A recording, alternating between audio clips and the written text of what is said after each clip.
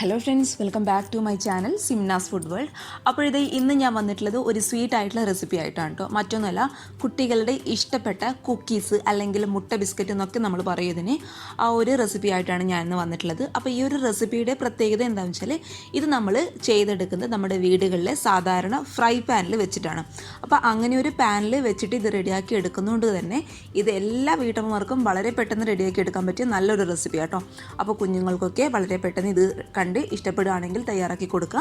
അതുപോലെ ചാനലിൻ്റെ വീഡിയോസൊക്കെ കണ്ട് ഇഷ്ടപ്പെടുകയാണെങ്കിൽ സബ്സ്ക്രൈബ് ബട്ടണും തൊട്ടടുത്തുള്ള കുഞ്ഞ് ബെല്ലൈക്കൺ കൂടി ഇനേബിൾ ചെയ്യുകയാണെങ്കിൽ ഇതുപോലെയുള്ള നല്ല നല്ല വീഡിയോസ് ഞാൻ ഇടുമ്പോൾ നിങ്ങൾക്ക് പെട്ടെന്ന് നോട്ടിഫിക്കേഷൻ കിട്ടും കേട്ടോ. അപ്പോൾ നമുക്ക് വീട്ടിൽ വളരെ എളുപ്പത്തിൽ നമ്മുടെ ഫ്രൈ പാനിൽ വെച്ചിട്ട് നമ്മുടെ കുക്കീസ് അല്ലെങ്കിൽ മുട്ട ബിസ്ക്കറ്റ് എങ്ങനെ റെഡിയാക്കും നോക്കാം. അപ്പോൾ നമ്മുടെ ഈ എളുപ്പത്തിലുള്ള കുക്കീസ് റെഡിയാക്കാനായിട്ട് ഞാനിപ്പോൾ ഇവിടെ എടുത്തിട്ടുള്ളത് കണ്ടോ, 2 കോഴിമുട്ടയാണ്. അപ്പോൾ കോഴിമുട്ട ഇത് റൂം ടെമ്പറേച്ചറിലുള്ള കോഴിമുട്ട കേട്ടോ. ഒരിക്കലും ഫ്രിഡ്ജിൽ നിന്ന് എടുത്ത മുട്ടയൊക്കെ ഇതിനായിട്ട് ഡയറക്റ്റായിട്ട് ഉപയോഗിക്കരുത് കേട്ടോ. എപ്പോഴും റൂം ടെമ്പറേച്ചറിലോട്ട് മാറ്റിയതിന് ശേഷം മാത്രമേ മുട്ട ഇങ്ങനെയുള്ള ബിസ്ക്കറ്റിനൊക്കെ ഉപയോഗിക്കാനായിട്ട് പാടുള്ളൂ. അപ്പോൾ അത് നമുക്ക് ഒരു പാത്രത്തിലോട്ട് ഉടച്ചൊഴിക്കാം. ഈ 2 മുട്ടയും കൂടി നമുക്ക് നന്നായിട്ട് ഒരു ഫോർക്കോ അല്ലെങ്കിൽ ഒരു സ്പൂണോ വെച്ചിട്ട് നന്നായിട്ട് അങ്ങോട്ട് ബീറ്റ് ചെയ്ത് കൊടുക്കാം കേട്ടോ. ആ മുട്ട ഇങ്ങനെ പതഞ്ഞ് വരണം, അതുവരെ നമുക്ക് നന്നായിട്ട് ബീറ്റ് ചെയ്ത് കൊടുക്കാം. അപ്പോൾ ഹാൻഡ് ബീറ്ററൊക്കെ കയ്യിലുണ്ടെങ്കിൽ അതെടുത്തോളൂ കേട്ടോ. അപ്പോൾ എൻ്റെ കയ്യിൽ ഹാൻഡ് ബീറ്റർ ഇല്ലാത്ത കാരണം ഒരു ഫോർക്ക് വെച്ചിട്ട് നമുക്ക് നന്നായിട്ട് അങ്ങോട്ട് ബീറ്റ് ചെയ്ത് കൊടുക്കാം.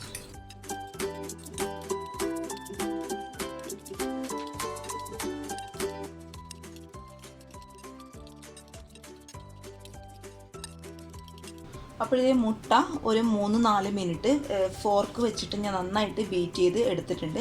അപ്പോൾ അത്യാവശ്യം ഒന്ന് പതപ്പിക്കാനായിട്ട് നോക്കുക കേട്ടോ. അപ്പോഴാണ് ആ ബിസ്ക്കറ്റിന് കറക്റ്റായിട്ട് ആ ഒരു നല്ല ഫ്ലഫി ആയിട്ട് കിടക്കും, നല്ല പൊങ്ങി വരും കേട്ടോ ബിസ്ക്കറ്റ്. അപ്പോൾ ഇതേ 2 മുട്ട ഞാൻ നന്നായിട്ട് പതപ്പിച്ചെടുത്തിട്ടുണ്ട്.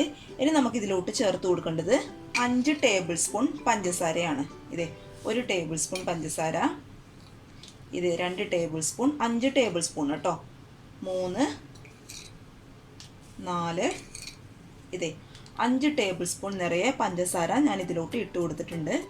ഇനി ഇതും നമുക്ക് നന്നായിട്ട് അങ്ങോട്ട് ബീറ്റ് ചെയ്ത് എടുക്കാം കേട്ടോ. കാരണം നമ്മുടെ ഈ പഞ്ചസാര മുട്ടയിൽ മുഴുവനായിട്ടും അലിഞ്ഞു ചേരണം. അലിഞ്ഞു ചേർന്നാൽ മാത്രമേ നമ്മുടെ ബിസ്ക്കറ്റിന് നന്നായിട്ട് മധുരം കിട്ടും.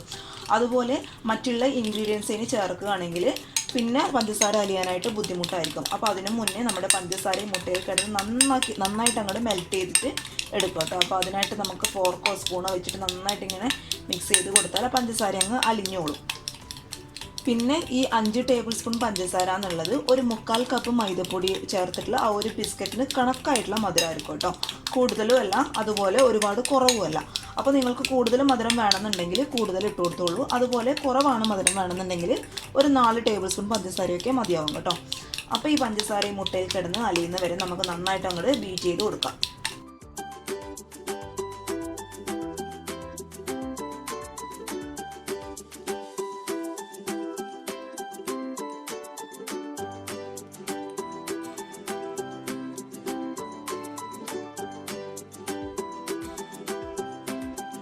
അപ്പോൾ ഇത് നമ്മുടെ പഞ്ചസാര ഈ മുട്ടയിൽ നന്നായിട്ട് മെൽട്ടായിട്ട് വന്നിട്ടുണ്ട്. ഇനി നമുക്കിതിലോട്ട് ചേർത്ത് കൊടുക്കേണ്ടത് ഒരു 1/2 ടീസ്പൂൺ വാനില എസൻസ് കേട്ടോ.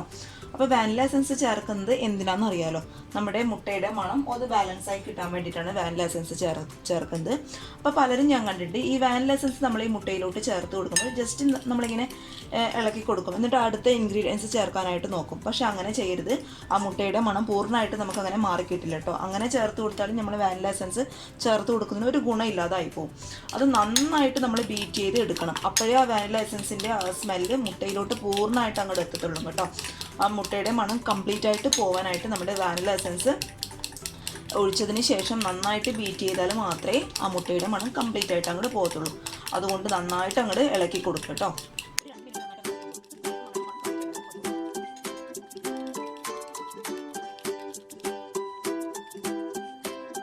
ഇനി നമുക്ക് ഇതിലോട്ട് ചേർത്ത് കൊടുക്കാൻ പോകേണ്ടത് ഒരു 2 ടേബിൾ സ്പൂൺ ബട്ടറാണ്. അപ്പോൾ ഓൾറെഡി ഞാൻ 1 ടേബിൾ സ്പൂൺ ഇതിലോട്ട് ചേർത്ത് കൊടുത്തിട്ടുണ്ട് കേട്ടോ. അപ്പോൾ അടുത്ത ടേബിൾ സ്പൂൺ ബട്ടർ കൂടി നമുക്കിതിലോട്ട് ചേർത്ത് കൊടുക്കാം. പിന്നെ ബട്ടർ ചേർക്കുമ്പോൾ ശ്രദ്ധിക്കുക, എപ്പോഴും നമ്മൾ ബട്ടർ ഒന്ന് മെൽറ്റ് ചെയ്തതിന് ശേഷം മാത്രമേ നമ്മൾ ഇതിലോട്ട് ഒഴിച്ചു കൊടുക്കാൻ പാടുള്ളൂ കേട്ടോ. പിന്നെ ബട്ടർ ഇതിൽ കിടന്നിട്ട് ഉരുകാനായിട്ട്, അതായത് മെൽറ്റ് ആവാനായിട്ട് കുറച്ച് ബുദ്ധിമുട്ടായിരിക്കും. അപ്പോൾ ഫ്രിഡ്ജിലൊക്കെയാണ് എടുത്ത് വയ്ക്കുന്നതെങ്കിൽ കുറച്ച് മുന്നേ എടുത്ത് പുറത്ത് വയ്ക്കുക. എന്നിട്ട് 2 ടേബിൾ സ്പൂൺ ബട്ടർ ഇതിലോട്ട് ചേർത്ത് കൊടുക്കുക കേട്ടോ. കണ്ടോ, ഇതിലിപ്പോൾ മുഴുവനായിട്ട് കിടക്കുന്നുണ്ട്. കണ്ടോ, ഇത് മെൽറ്റ് ആവാനായിട്ട് ഒത്തിരി ബുദ്ധിമുട്ടാണ്. അപ്പോൾ നമുക്കതൊന്ന് മെൽറ്റ് ചെയ്ത് ഇതിലോട്ട് ചേർത്ത് കൊടുക്കാം.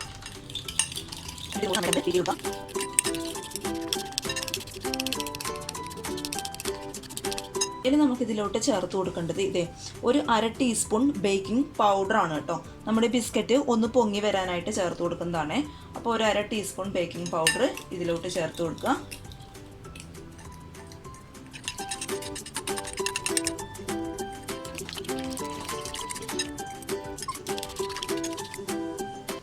ഇനി നമ്മുടെ ഈ ഒരു ബിസ്ക്കറ്റിന് നല്ലൊരു കളർ കിട്ടാൻ വേണ്ടിയിട്ട് ഒരു നുള്ള് മഞ്ഞൾപ്പൊടി ഞാൻ ഇതിലോട്ട് ചേർത്ത് കൊടുക്കുന്നുണ്ട് കേട്ടോ. ഇത് ഓപ്ഷണലാണ്. ഇത് ചേർത്ത് കൊടുത്താൽ നമ്മുടെ ബിസ്ക്കറ്റിന് നല്ല ഒരു കളർ കിട്ടും.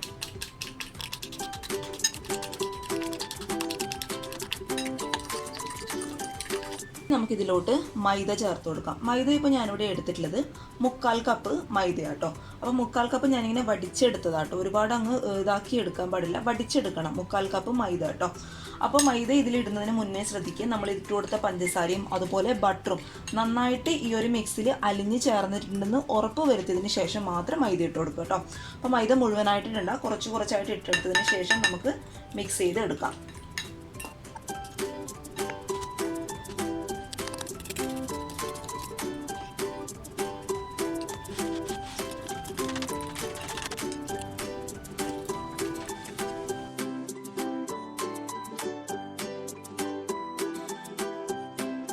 ഇതേ നമ്മുടെ ബിസ്ക്കറ്റിൻ്റെ ബാറ്റർ ഇവിടെ റെഡി ആയിട്ടുണ്ട്. കണ്ടോ, ഇത്ര കട്ടിയിലാണ് വേണ്ടത്. ഒരുപാട് അങ്ങ് ലൂസായി പോയി കഴിഞ്ഞാൽ നമ്മുടെ ബിസ്ക്കറ്റ് റെഡി ആയിട്ട് വരത്തില്ല. അതുകൊണ്ട് ഇതേ കട്ടിയിലുള്ള ഈ ഒരു ബാറ്റർ ആട്ടോ നമുക്ക് ആവശ്യം. കേക്കിൻ്റെ ബാറ്ററിനേക്കാളും കുറച്ചും കൂടി കട്ടി കേട്ടോ. ഇനി ഇതേ സ്റ്റൗവിൽ ഞാനൊരു ഉപയോഗിക്കാത്ത ഒരു പാന് വെച്ച് കൊടുത്തിട്ടുണ്ട് കേട്ടോ. ആ പാന് ഹൈ ഫ്ലെയിമിലിട്ട് 5 മിനിറ്റ് നന്നായിട്ട് ചൂടാക്കിയിട്ടുണ്ട്. അപ്പോൾ ഇതേ ഈ പാന് 5 മിനിറ്റ് നന്നായിട്ട് ചൂടായിട്ടുണ്ട്. ഇനി ഇതേ മറ്റൊരു പാൻ കൂടി നമുക്ക് ഇതിൻ്റെ മുകളിലോട്ടായിട്ട് വെച്ച് കൊടുക്കാം. എന്നിട്ട് അതിൻ്റെ മുകളിൽ ഒരു ബട്ടർ പേപ്പർ വെക്കുക. നിങ്ങളുടെ കയ്യിൽ ബട്ടർ പേപ്പർ ഉണ്ടെങ്കിൽ, എൻ്റെ കയ്യിലില്ലാത്ത കാരണം ഞാനിപ്പോൾ ഇവിടെ ഒരു A4 ഷീറ്റാണ് കേട്ടോ വെച്ചിട്ടുള്ളത്. എന്നിട്ട് അതിൻ്റെ മുകളിലോട്ടായിട്ട് കുറച്ച് ബട്ടർ തടവി കൊടുത്തിട്ടുണ്ട്. അപ്പോൾ അത് നമുക്ക് 5 മിനിറ്റ് നന്നായിട്ടൊന്ന് ചൂടാക്കിയെടുക്കാം. അപ്പോൾ ഈ മുകളിൽ വെച്ച പാനും നന്നായിട്ട് ചൂടായിട്ടുണ്ട്. ആ ഒരു സമയത്ത് നമുക്ക് കുറച്ച് ബാറ്റർ എടുത്ത് ഒരു സ്പൂണിൽ ഒഴിച്ച് ചെറിയ മാവായിട്ട് ഒഴിക്കട്ടെ. കാരണം നമ്മളിത് ബേക്കിംഗ് പൗഡർ ഇട്ടതുകൊണ്ട് ഒന്നുകൂടി വീർത്ത് വരും, അതുപോലെ പൊങ്ങി വരും. അപ്പോൾ ചെറിയ കുഞ്ഞു മാവൊക്കെ ഇട്ട് ഇങ്ങനെ അങ്ങ് ഒഴിച്ചു കൊടുത്താൽ മതി. കുറച്ച് മതി കേട്ടോ.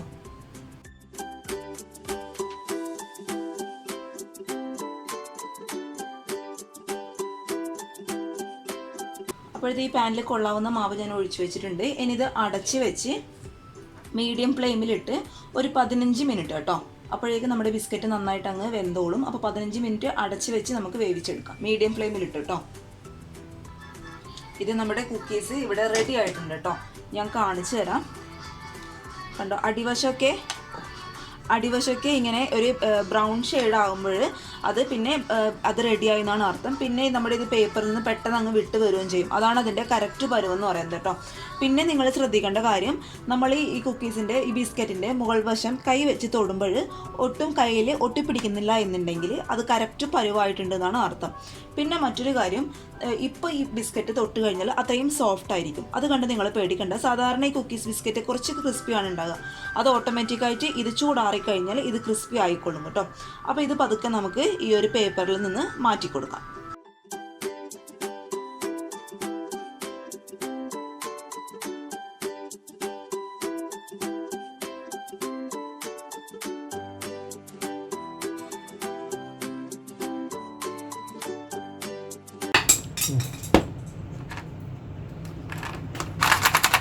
അപ്പോഴത്തേ നമ്മുടെ ഈ ഒരു ബിസ്ക്കറ്റിൻ്റെ ചൂടൊക്കെ കംപ്ലീറ്റ് ആയിട്ട് മാറിയിട്ടുണ്ട്. അപ്പോൾ കണ്ടോ, ഈ ഒരു കിളുങ്ങുന്ന ഒരു സൗണ്ട് കേട്ടോ. അപ്പോൾ അതിൻ്റെ അർത്ഥം ബിസ്ക്കറ്റ് നല്ല, ഞാൻ പറഞ്ഞില്ലേ നേരത്തെ, ചൂടായി കഴിഞ്ഞതിന് ശേഷം ബിസ്ക്കറ്റ് നല്ല ക്രിസ്പി ആകും കേട്ടോ. അപ്പോൾ ഞാൻ കാണിച്ചു തരാം. കണ്ടോ, നല്ല ക്രിസ്പി ആയിട്ടുള്ള ബിസ്ക്കറ്റ് റെഡി ആയിട്ടുണ്ട്.